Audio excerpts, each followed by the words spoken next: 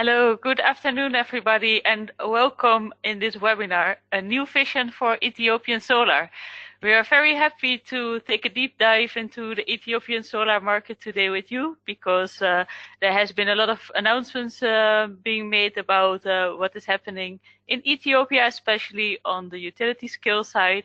And of course, a lot of people from our network are asking questions about the market. So we thought it was a great moment to set up a webinar, and we found a speaker that has a lot more to tell, Jason Lee, investment officer at IFC, who actually worked a lot in Ethiopia and with the Ethiopian government.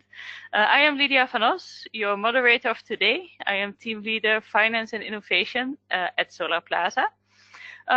Soon we will go into the presentation of Jason Lee, but there is also quite some time for Q&A, so please feel free to ask any questions you might have.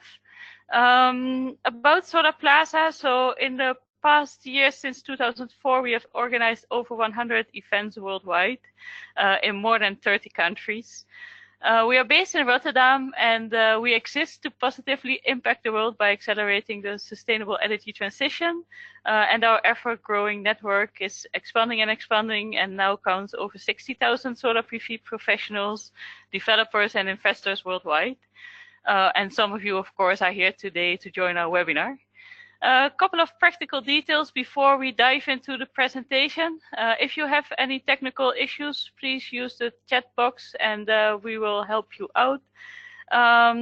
Of course, it's also possible to ask questions already throughout the webinar. Also during the presentation, you can ask your questions in the question box on the right side in the controller. The Q&A session will be at the end, but you can post your questions already from now on. The slides are available in the handout section, so you can find them there and download them. The recordings of the webinar will be made available afterwards. So if you are not able to attend the full webinar, or if you want to share this information with colleagues or anyone you know, after the webinar, they will be made available and you will receive an email with the recordings.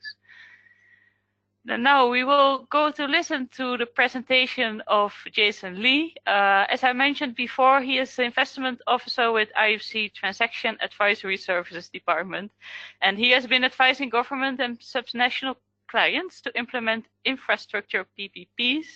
Of course, this will be a topic of discussion in Ethiopia as well, and his focus has primarily been Sub-Saharan Africa, so he's the right man to tell us more about that.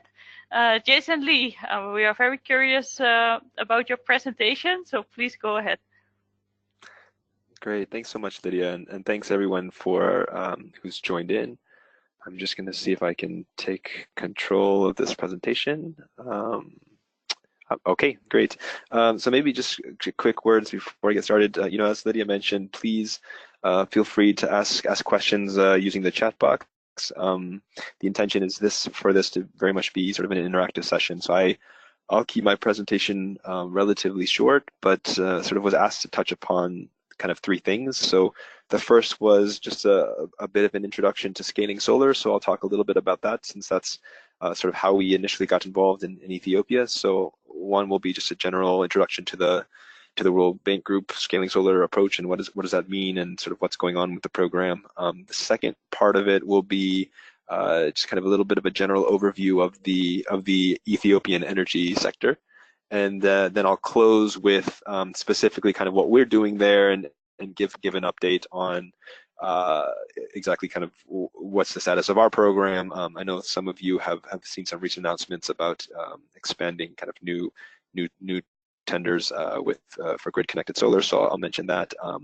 And then there are some developments just in the energy sector more broadly. I know the focus here is solar, so I won't speak too much about that, but I'll perhaps say a word or two. So that's how I'll structure the presentation. So just quickly going on to kind of the scaling solar background. So I mean, this is not new to probably most of you who've probably been active also in sub-Saharan Africa, but you know, when this product was first conceived, it was really from kind of a place of seeing where the market was and sort of where the gaps were, and basically the market trends were even 5-10 years ago, seeing declining prices in the cost of solar, fantastic resource on the ground, fast construction times, so seemingly kind of a no-brainer, but looking across the landscape, excluding South Africa, really weren't seeing so many projects getting off the ground. And so there was a desire kind of from the World Bank Group perspective, kind of from the development mandate to say,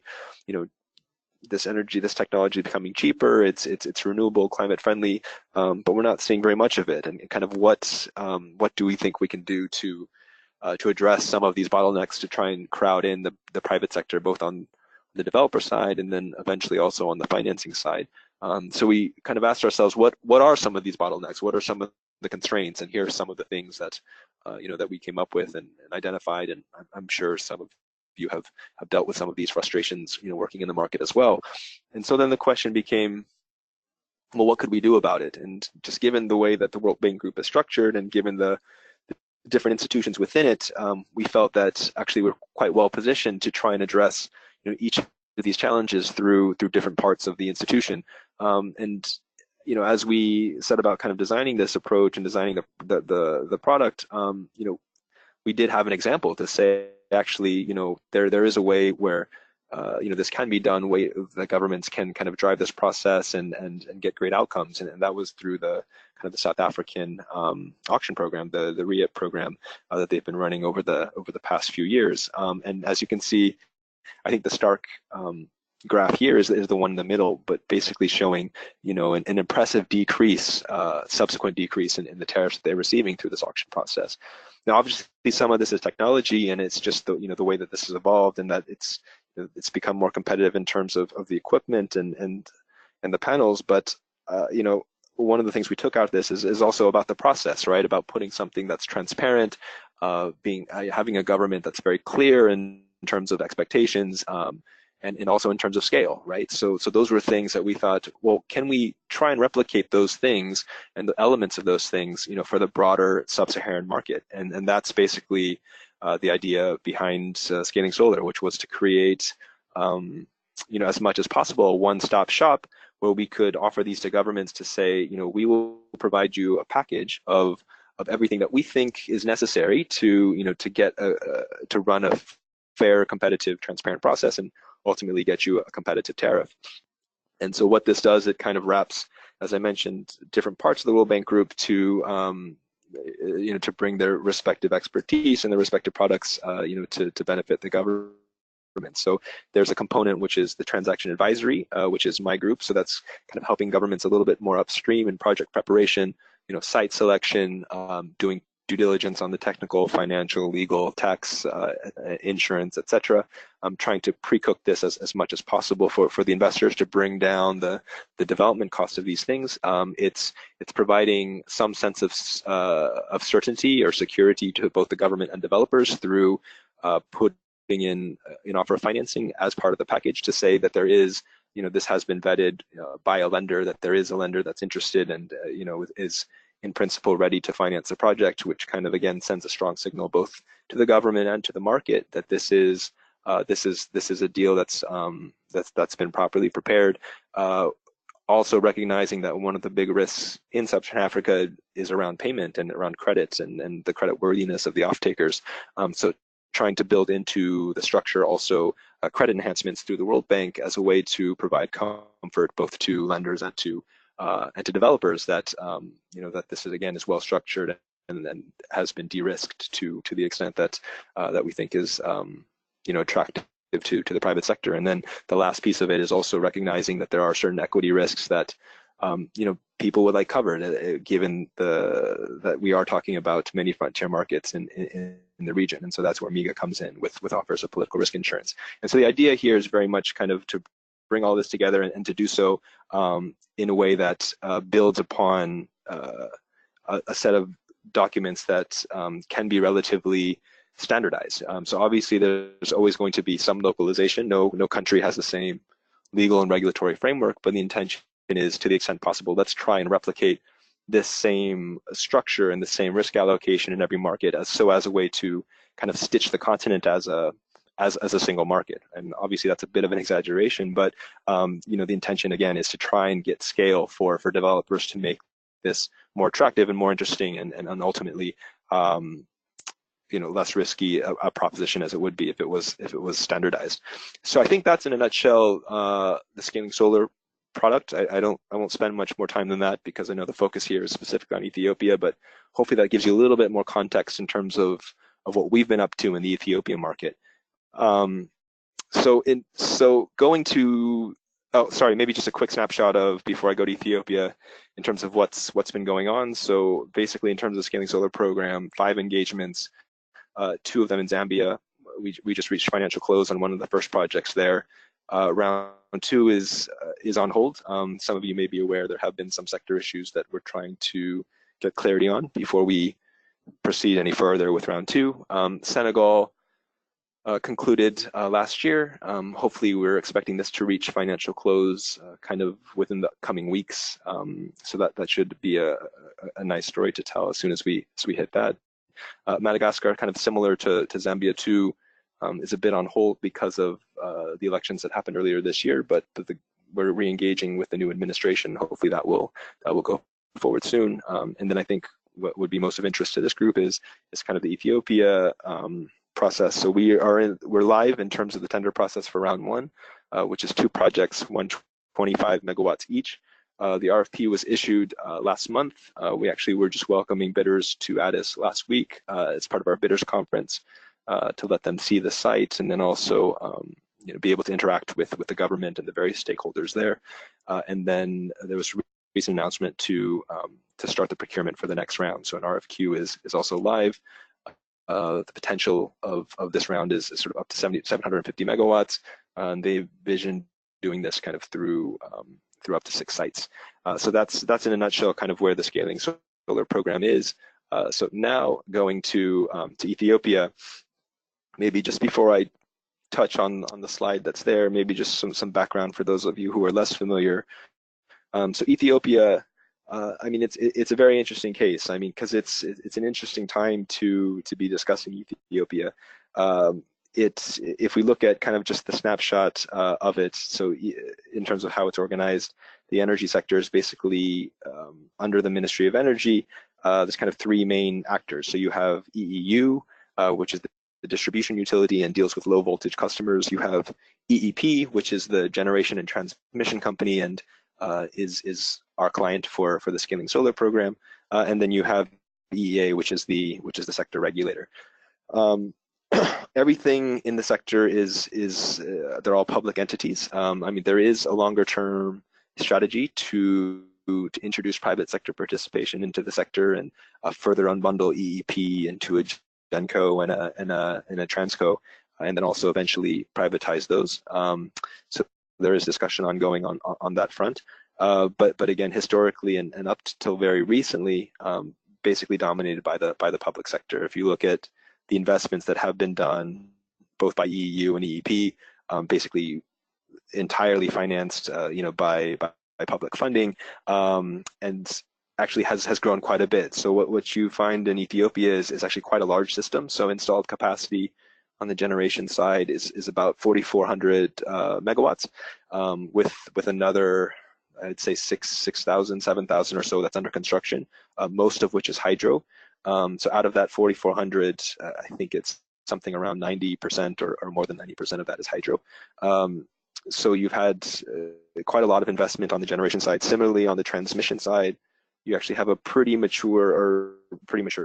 extensive transmission network by sub-Saharan African standards, and then on EEU also has been investing heavily in adding connections, beefing up, reinforcing substations, etc. And so you have historically a lot of public investment. They have huge ambitions to continue to invest in the sector. They see energy as a priority sector. If you look at the national strategy, which is the growth and transformation plan 2, energy has been identified as kind of one of the priority sectors to invest in, and they have ambitious goals, both in terms of generation, transmission, and distribution.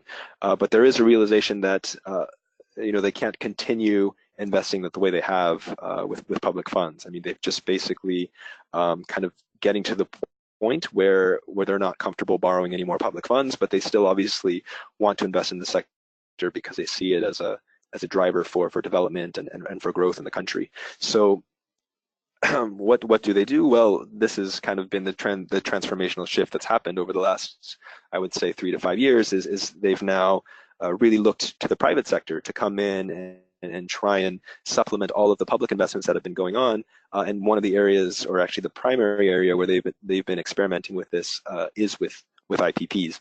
And so if you look at the the slide here, as you can see, there's a government target to rapidly increase IPPs in the country.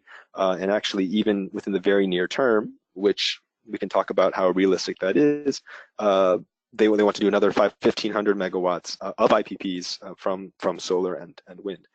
So there's been a very clear signal. I mean, you've seen it through some of the announcements of the tenders that they've already planning to put in motion, and there's also several other things that are currently in the works that will probably be announced in the market, over the next 1-2 years.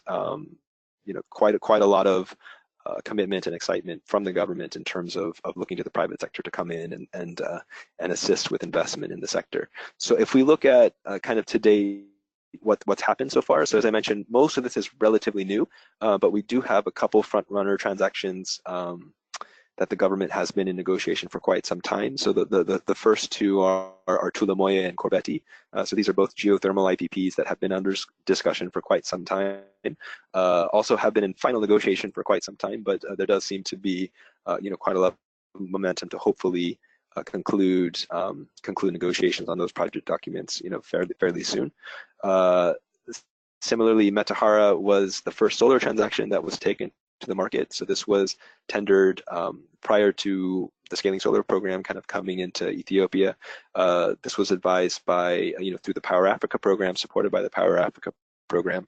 Anel won this tender, I guess it's 1.5 years ago, maybe even a little bit longer than that.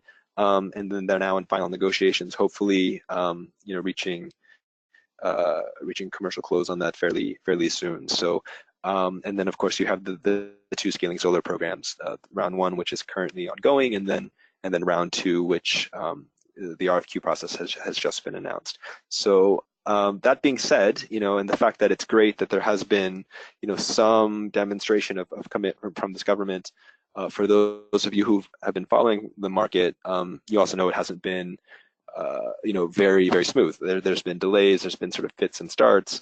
Some of this is, I guess, to be expected. I mean, it really is sort of a 180-degree shift from the government in terms of how they procure power and how they deal with the private sector. So there have been some teething pains from the government side to understand, what do we mean when we say, certain things need to be in place for a deal to be bankable, and grappling with things that historically they didn't need to really think about, in terms of currency exchange, in terms of dispute resolution, in terms of certain government support obligations, etc. So it has been a learning process.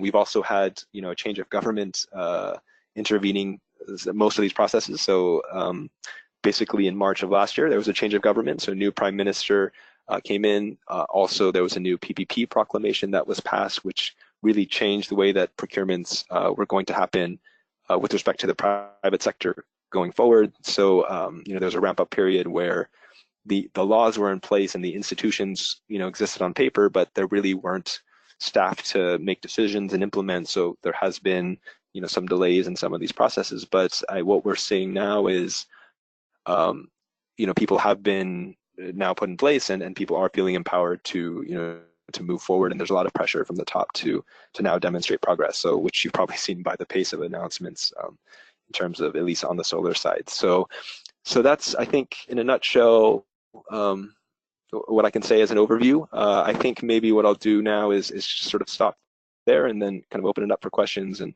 happy to address whatever I can from the audience. So maybe, Lydia, with that, if I could just hand it over to you to kind of moderate. Is that right? Great. Thank you very much, Jason, for this insight into scaling solar and this brief market overview. And indeed, questions have been rolling in. If you still have questions, please feel free to continue to post them, because we will now have time for the Q&A and ask Jason all the questions you might have about the developments in Ethiopia lately. To start off, someone is asking, as far as I remember, none of the African utilities is bankable. So how is IFC making up for this significant deficit? Of course, this is a question not just in relation to Ethiopia, but to multiple African utilities of the scaling solar program you are working with. Sure, thanks, Lydia, and thanks for the question, because obviously it's the critical one, especially I imagine for this group who's considering investing in these markets. So I wish I had a very short and sweet answer on this one, but as you all know probably better than I do, it's a complicated question and a complicated challenge, right? So I think what we're trying to do is basically address this in kind of two ways. So one, a bit more pragmatic, is that these are big challenges, and these are not things that get solved overnight. They involve lots of sector reform, lots of things in terms of looking at on the tariff side, the cost reflectivity, looking at kind of the efficiency side in terms of reducing losses, addressing the the inability to invest in these sectors. I mean, it's a third aspect. So these are things that don't happen in days or months, or to be honest, even years. I mean, these are things that unfortunately, particularly on this continent, have and are taking a long time. So this is not to say that we're not trying to address those things. Not so much as IFC. I mean, we are trying to influence these discussions a bit, but really kind of leaning on our World Bank colleagues who are better, have the relationships with the government and have the kind of the mandate to support these types of activities through longer engagements and through public funding. So that's maybe the long part of the answer, is trying to partner with institutions like the World Bank who can kind of address this at a systematic level, which is a longer term thing, which obviously doesn't help you in the short term. So I think the second way we're trying to address this, and in a more pragmatic way, is to say, well, how do we, as long as we're comfortable that this is the direction that the sectors are going in terms of eventually trying to reach financial sustainability. I mean, we know that they need power, right? We know, I mean, Ethiopia is a great example. Even with 4,400 megawatts of installed capacity, still having blackouts on a consistent basis, right? So we don't want to stop the investment now until those sector issues get sorted. So kind of what can we do? And that's one of the ways that we've tried to do this, is kind of through the scaling solar approach and using some of these instruments from multilaterals to kind of credit enhance some of these payment risks. So the way that we've done it in scaling solar, at least to make this one-off transaction bankable, is to, well, one, it's building into the structuring. So it's building in some liquidity from the off-taker, so making them put up an LC or cash in an escrow to to ensure that there is at least some cushion to make sure that these projects still go on and address that payment risk. But really, the way that we've tried to address this, at least with scaling solar, is to actually put a World Bank partial risk guarantee or a payment guarantee behind that obligation. So really what we have is an obligation not just from the off-taker, but also factoring in kind of a guarantee, if you will, from the central government to say, if they don't maintain this liquidity mechanism, I, as the government, will maintain that liquidity mechanism. So that gives one level of comfort. And then kind of the second level of comfort is for the World Bank to also come in and to say, I will backstop that government obligation. So really, what we're trying to create in effect is a counterparty risk, or a counter payment risk that's actually has a risk profile of a AAA World Bank obligation. So obviously at the end of the day, even if the World Bank is covering this risk, the government would need to pay back the World Bank for taking on that obligation. And so at the end of the day, it kind of goes to the same place. We're in a sense pushing what did they say, passing the buck down the road and just kind of buying time, and it's not really a long-term solution, is true. So that's not trying to pretend that that's not the case, but it at least gets lenders comfortable, and hopefully all of you as sponsors comfortable to at least come into these markets, get to know them, and again, try to get investment in while the government, while the development partners are trying to address these things on a longer term basis. And maybe just one other comment that's specific to Ethiopia is that, because obviously this is a concern for us too. I mean, we're not just any advisor.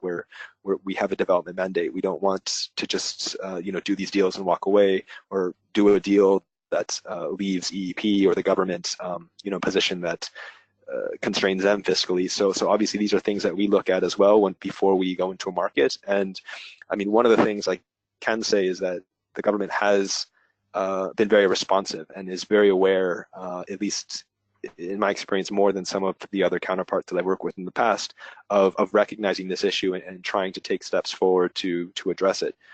So as I mentioned, one of the things that they're doing is looking at sector reform, and bundling, potentially privatizing some of these assets to get private sector efficiencies in. They're also looking at tariff reform, so they realize that the tariff is too low.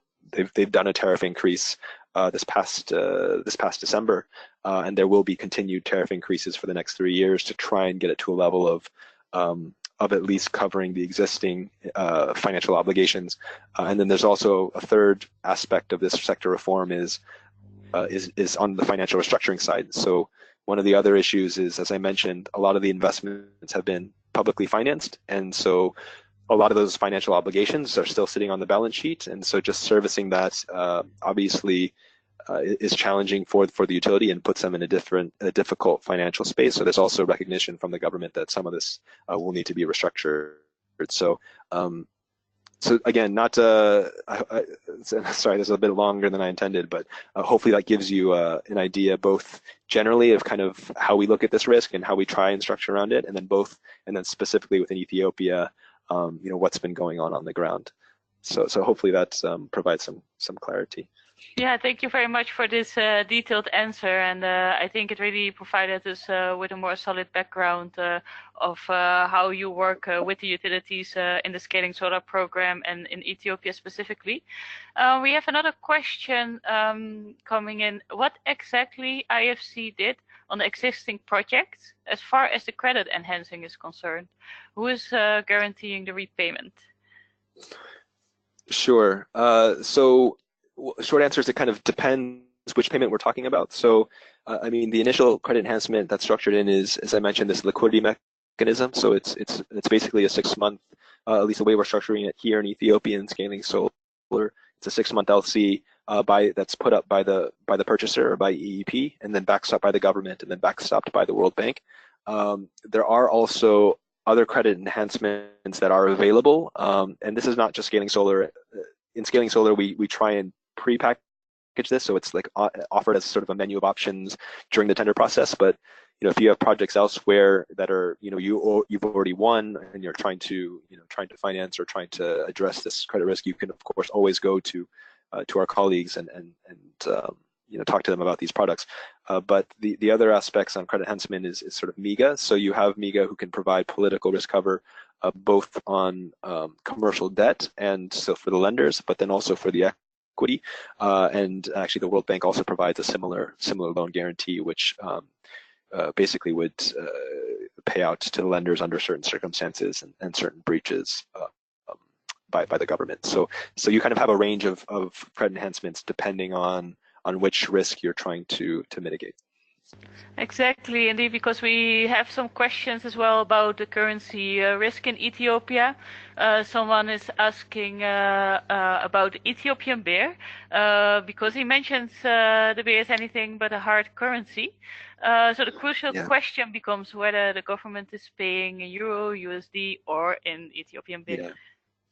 Yeah, no, this is probably the biggest outstanding issue in basically all the transactions that I mentioned. I think it's one of the reasons why none of them have reached financial close yet. Is I alluded to it a little bit earlier in that this has been a shift for the government in terms of how they engage with the private sector and how they sort of as a holistic matter, how they try and attract foreign direct investment. And this is not just in the energy sector, but across a range of sectors where they've identified for future foreign direct investments. So this is telecoms, it's logistics, it's potentially airlines, it's telecom, it's industrial parks, it's all of it. And the issue that all of these investors across the board, and also we as advisors to some of these trying to get these IPPs tendered is addressing this exact issue. And the challenge that we're facing, well, one is that there is a forex shortage. So this is something that the country has struggled with. I think down to, I want to say, 2 months worth of reserves, and it's been that way for quite some time. So for those who have invested with hard currency into the country and have tried to get it out, there's consistent delays and challenges in doing that. So that's one of that is that's just the reality of the current situation. Obviously, this is something the government's aware of and something that they are trying to remedy, and part of that is through projects like this. So I mean, the intention is to use some of this energy to export, which would earn hard currency, so kind of exporting energy for dollars.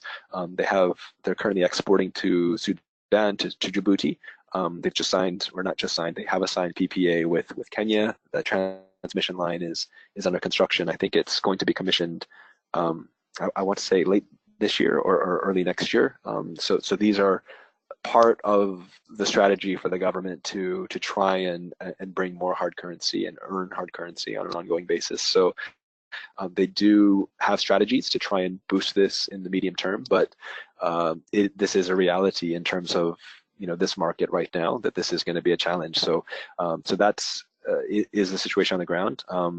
In terms of what is the government doing to try and give comfort to investors on this in terms of convertibility and even on account structures. So there are also quite strict capital controls from the National Bank of Ethiopia, which is the central bank, in terms of how you can bring cash in, how you take it out, or hard currency in, and how you take hard currency out.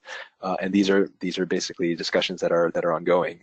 I think what's helping is that, well, one, as I mentioned earlier, there's a big push to get foreign direct investment in, and then so as a consequence of that, you actually have a number of projects bringing the same issues to the same people, and I think that's starting to help move their thinking a little bit in terms of, okay, so if I want FDI, then these are things that actually I need to consider, which I hadn't considered before, or I wasn't willing to consider before because I had other options for financing. But I think what's becoming increasingly clear to the government is that if their strategy really is to supplement investment, public investment with foreign financing, these are things that they need to face and sort of make a strategic decision. Is this really the way that I want to go? And if so, these are the steps that I need to do to make sure that I can attract those foreign flows. So it's very much a work in progress. I wish I could give you a kind of definitive answer on this, but I can say that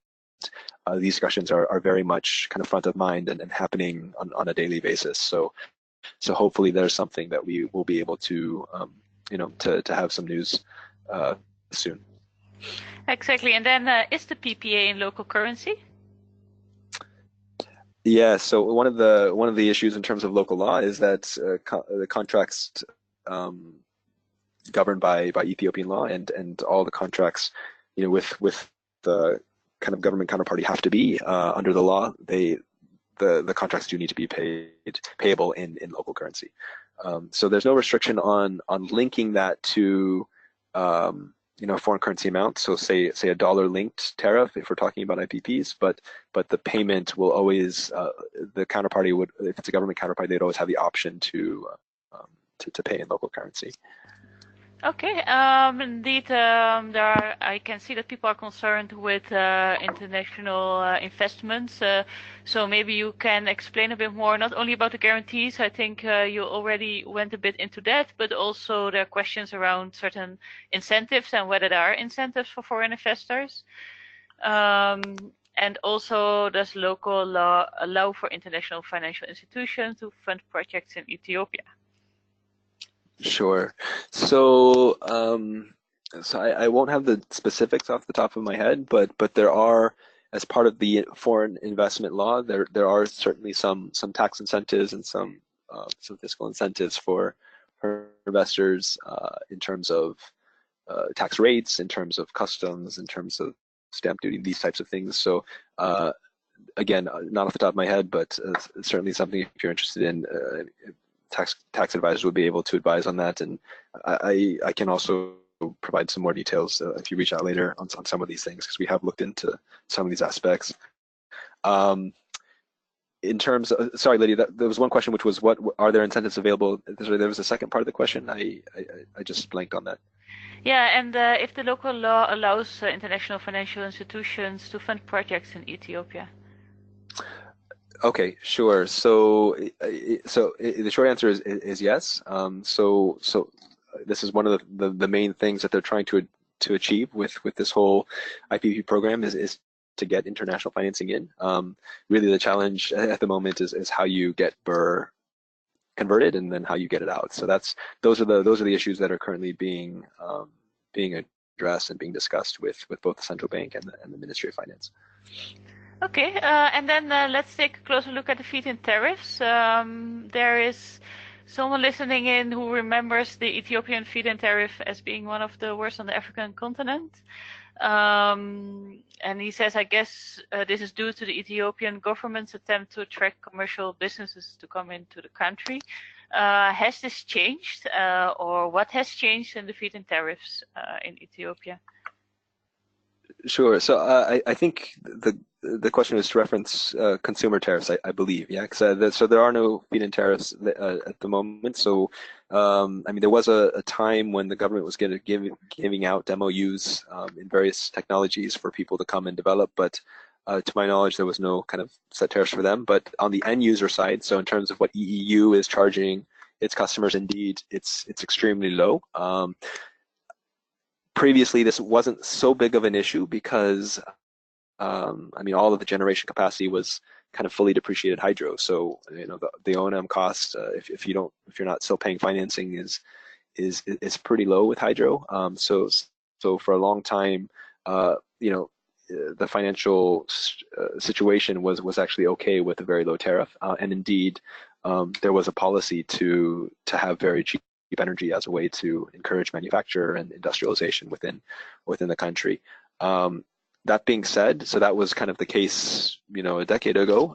There has been significant investment, you know, into the sector since, and so these are incurring, you know, new costs for new plants, particularly on the hydro side, also new transmission lines, you know, building out new distribution assets. So there's a realization that the end user tariff isn't sufficient to cover this. So there has been a whole process to look at tariffs and increase them.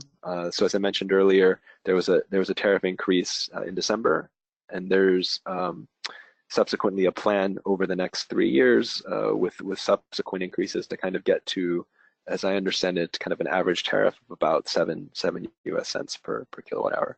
Again, which is low, particularly if you compare it to kind of the other countries in East Africa, particularly the ones that have a lot of IPPs in them. Yeah, so that's the story on the end user tariffs. Okay, and then let's take a closer look at the PPP. People are asking how the PPP format works in Ethiopia. Maybe you can briefly go over the process. Sure. And then there is one question going deeper into the PPP.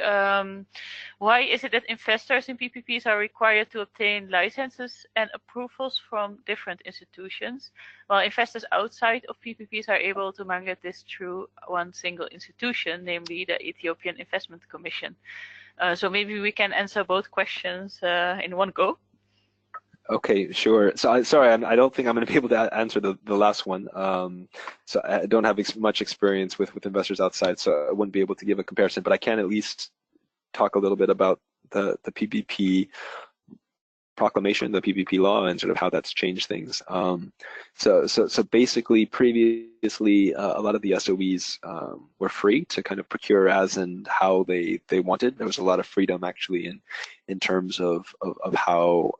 So for instance, when we started, where there was no PPP law, you know, EEP was able to kind of stick to its own procurement guidelines in terms of you know, procuring an IPP. So what's changed, I mean, the biggest change with the PPP law is to now actually shift this responsibility, if it's been registered as a PPP project, to switch that from what would eventually be the contracting authority. So in our case, it moved away from the procurement responsibility, moved away from EEP and switched to the PPP Directorate General, which sits within the Ministry of Finance, and they're the entity that kind of has the ultimate decision-making process throughout. So the first stage would be for the proposed contract authority to present the project to the PVP unit.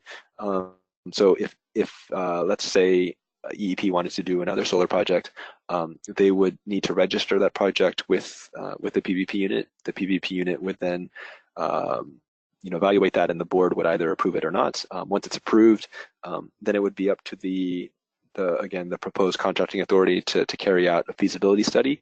So basically to give a better understanding of, what's the scope of the project, what's the, what are the characteristics, what are the kind of the value for money assessment, does it make sense? And then on the basis of submitting that feasibility study to the PVP unit, again, that would need to be endorsed by the PVP board. Then they would give the approval to to basically start the tender process. And once the tender process starts, it's again the PVP unit that's in charge of that. But obviously they leverage the contracting authority's expertise in the sector, and they kind of jointly staff up the team that takes the process from qualification and all the way to the conclusion of the tender process. And then once that's done, there's kind of one more formal approval by the PVP board, and then that's basically as I understand it, that's then the final authorization for the various parties to then enter into the agreement. So previously, because PVPs, they weren't common in the country and there was really no framework for it, there's a common understanding that everything would have to go to Parliament. And so now with this PVP proclamation, there's an understanding that this kind of streamlines at least that approval process. But to the point about whether this actually creates more work in terms of investors having to get permits, etc., that I'm not sure. So sorry, I can't comment on that one. Thank you, explaining the process a bit more. There are a couple of other questions, and of course we don't have that much time left, but I still want to go over a couple of them. Let's take a look at the grid. Someone is asking, how does the grid in Ethiopia hold, and do you think it can absorb the additional capacity that will come online through the upcoming tenders? Sure. Thanks.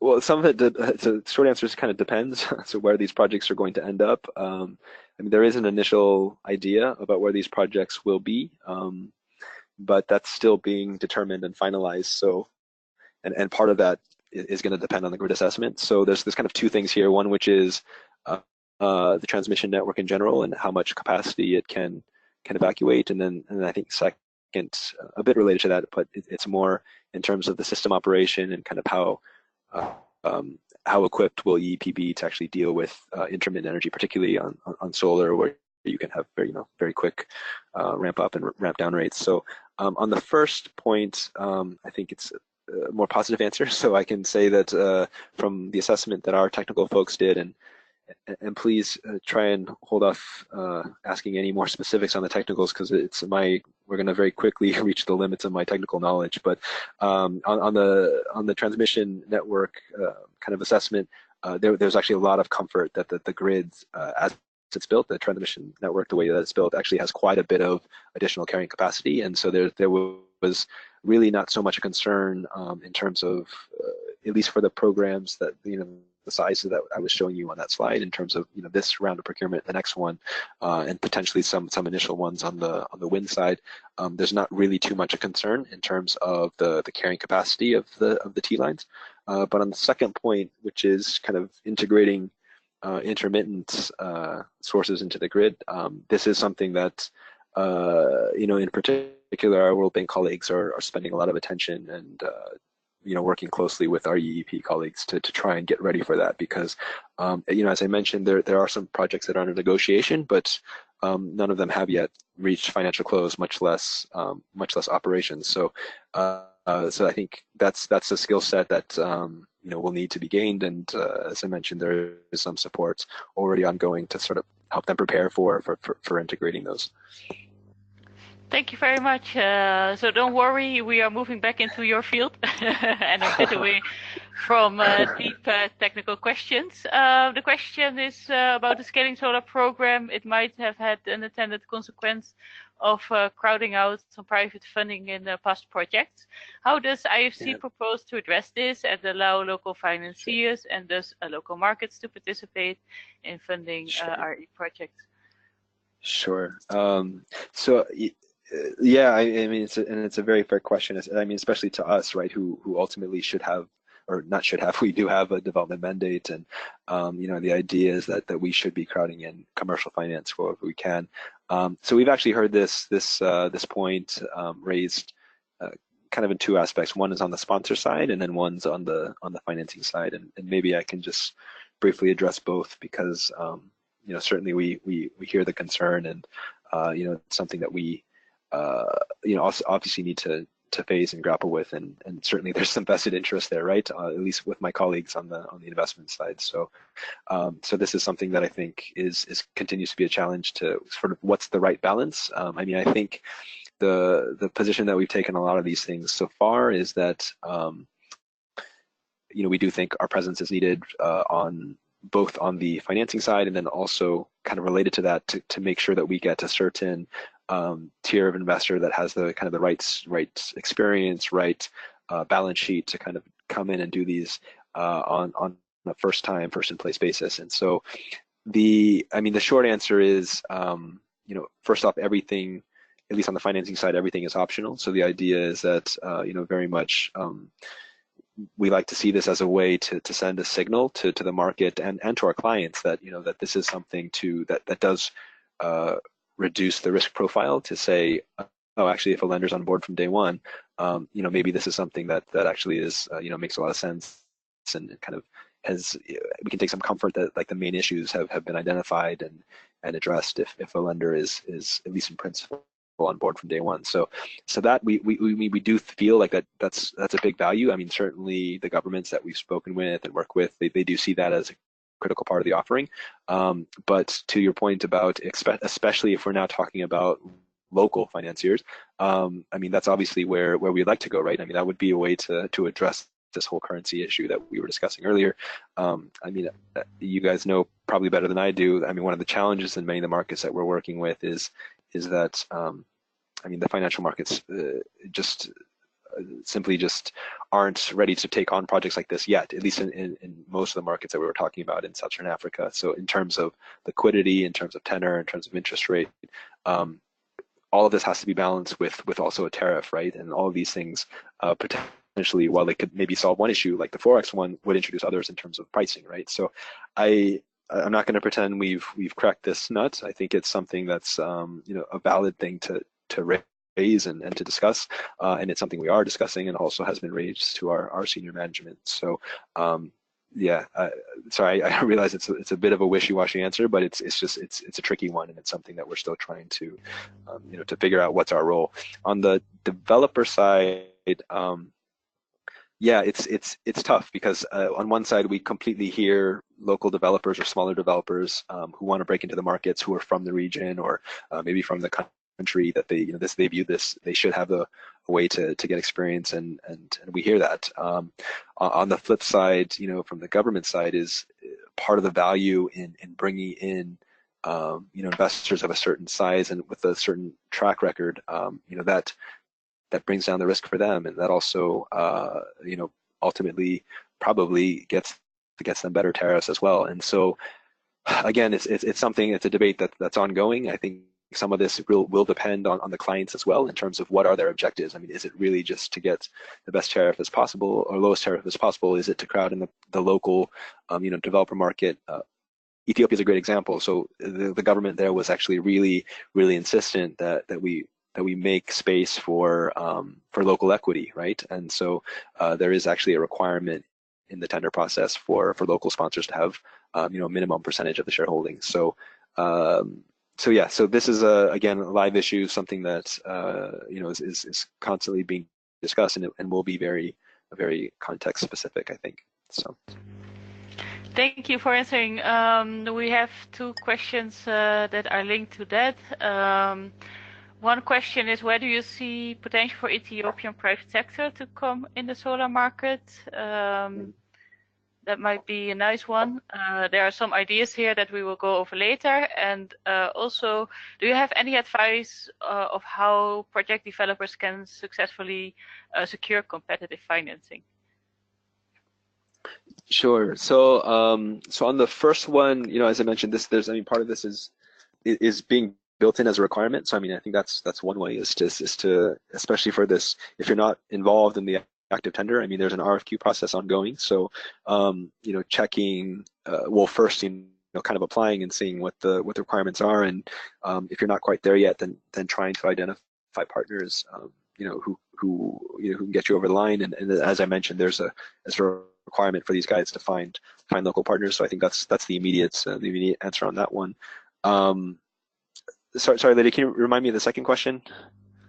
Yes, the second question is, do you have any advice for project developers to successfully secure competitive financing? Yes. That's right. Yes. Okay.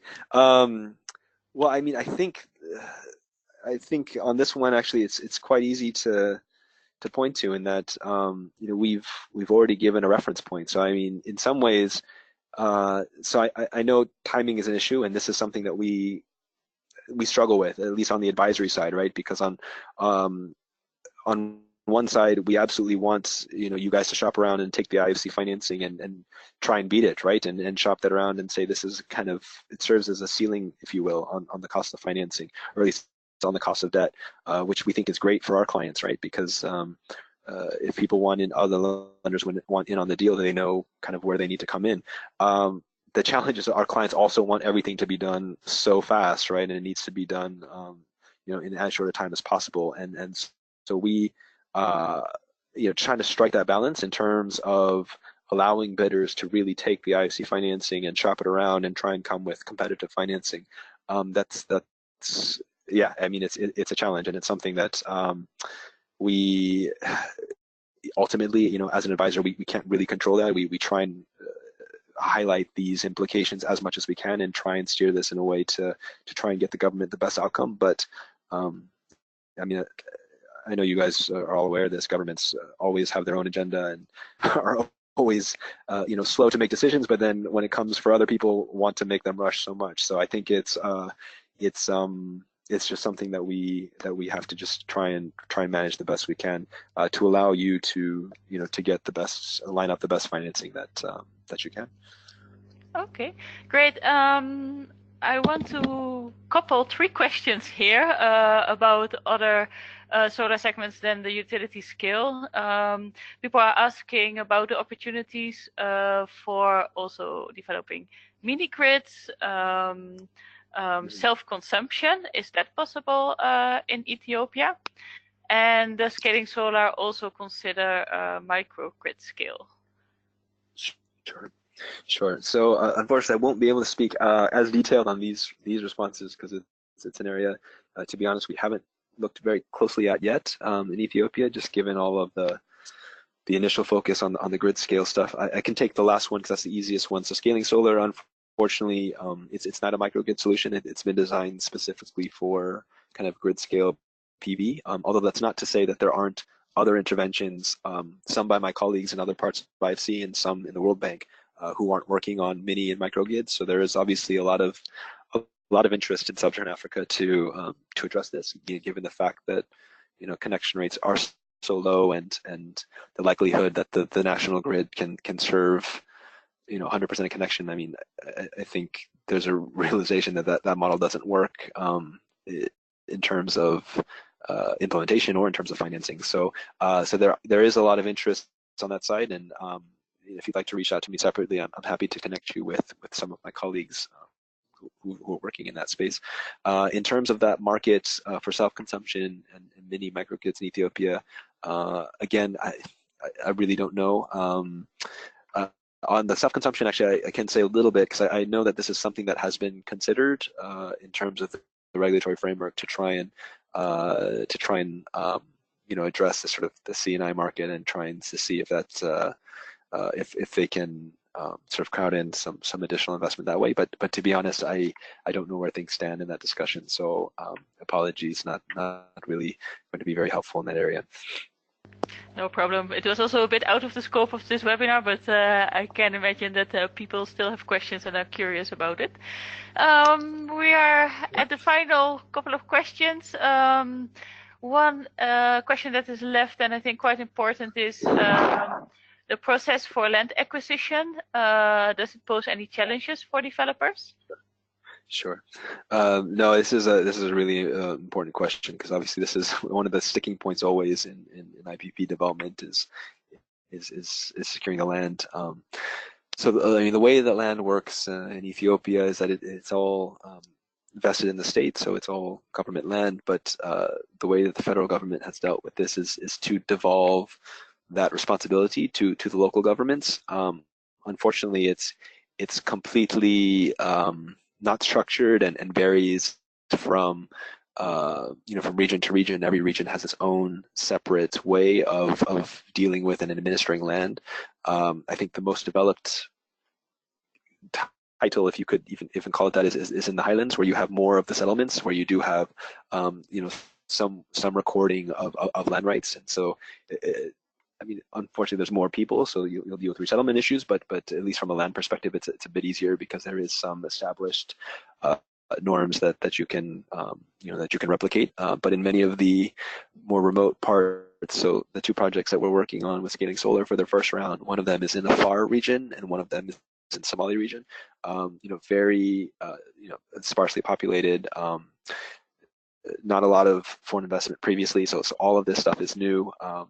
And so the short answer is it's quite painful, and you have to go through the local governments and the local authorities, and there are different levels of that, from sort of at the very lowest, kind of to the clan, to the Wareta, to to the regional government. So basically, there's a lot of stakeholder engagement that's required, a lot of time and effort, dealing with looking at it from an ENS risk perspective and identifying these things and trying to clear that.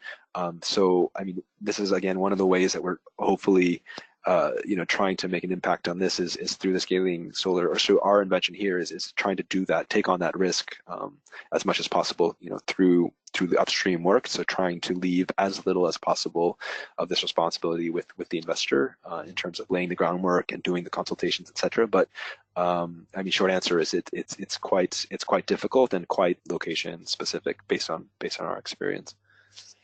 Okay, thank you for touching up upon this land issue question. Then how long will the PPA? How long will the PPA in the 750 megawatts bit be?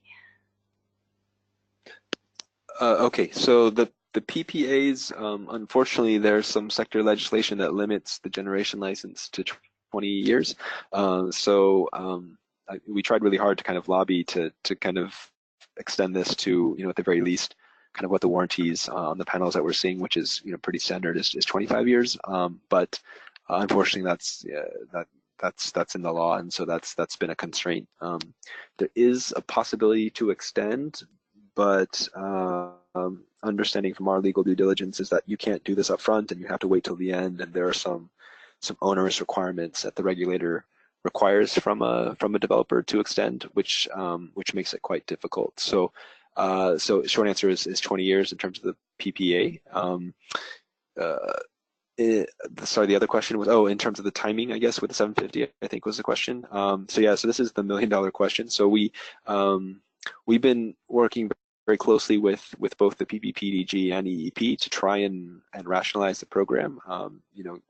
Acknowledging that there have been a lot of delays, and there are still, even the fact that we're live in the market with round one, and we're hopefully going to conclude this process relatively soon.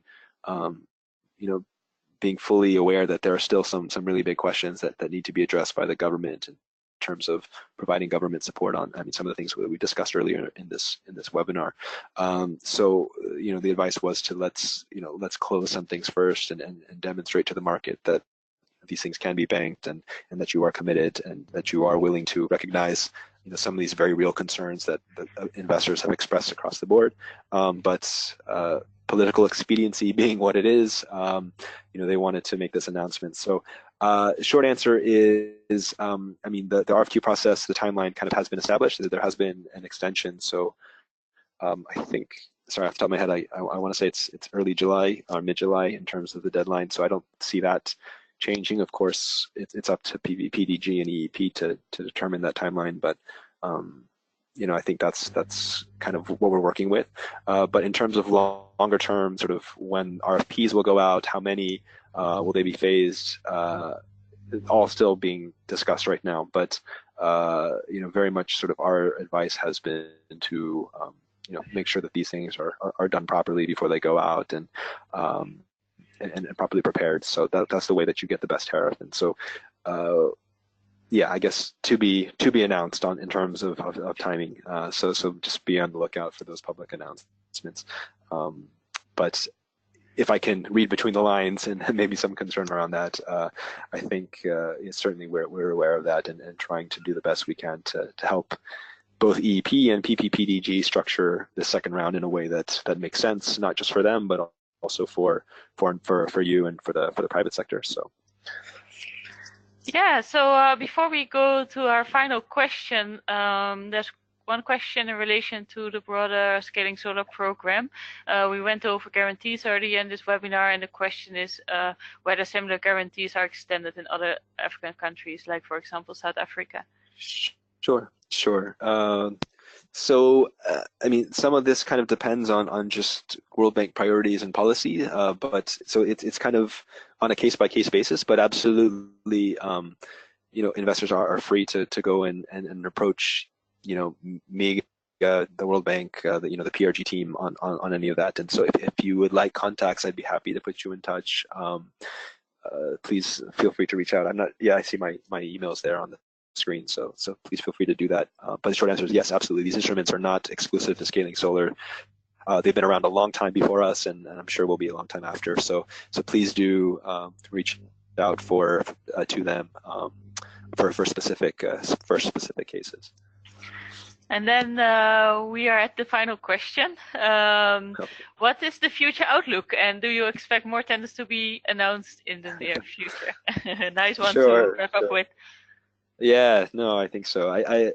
So as I mentioned, there are challenges in the sector. I think we're, we don't want to be completely blindly optimistic. But that being said, I can honestly tell you that in my experience with all the counterparts we've been dealing with, there really is a serious commitment to one, developing the sector, and two, doing that with the private sector. So, subject to the caveats I've already mentioned, both in terms of kind of the sector issues and some of the just the foreign investment issues that are being ironed out. I mean, the bottom line is they are extremely keen to to partner with all of you, and I do think that you can expect to see more things. Timeline, as I mentioned, still to be determined, but this is definitely the trend and the message that the government is sending, to everyone out there. So please be on the lookout. Thank you for your interest, and yes, hopefully there'll be a chance for us to cross paths in Addis. So thank you very much. Great, thank you very much, Jason Lee. We are very happy with this presentation and the time you took for the webinar, and especially as well for taking up the challenge to allow for so much Q&A time and be confronted on the spot with specific questions. We think that was quite good and also very insightful, and it shows your deep knowledge about the Scaling Solar program and the developments in Ethiopia. And as Jason just mentioned, if you have any further questions, then feel free to reach out to him. The email address is here on the slide. Jason, do you have any final words that you want to say? No, just thank you for moderating and for giving us the opportunity to to discuss subject very, very close to my heart. So thank you for that, and thank you all for giving us an hour of your time. Really appreciate it. Hopefully it was useful. That's for sure. Then now we would like to thank everyone for attending the webinar, not only attending, I mean, a lot of questions have come in throughout this hour. So you very actively participated, and I think this was great to enhance the quality of the webinar. I hope we answered all of your burning questions. If there are more questions, as I just mentioned, you can still ask them to Jason, or you can drop us an email as well. For more information about any content or webinars, you can go to solarplaza.com. Of course, you can tap into all the white papers and reports and webinars that we publish. For example, about the African continent, we have a new facts and figures report coming up soon. It will already be the 3rd edition, so I think everyone with an appetite of a fresh overview of the solar developments in African countries must download that report. But also there you can have an overview of the conferences, events, and missions that are upcoming. So please join us in one of them, and I'm looking forward to see you. Have a nice day.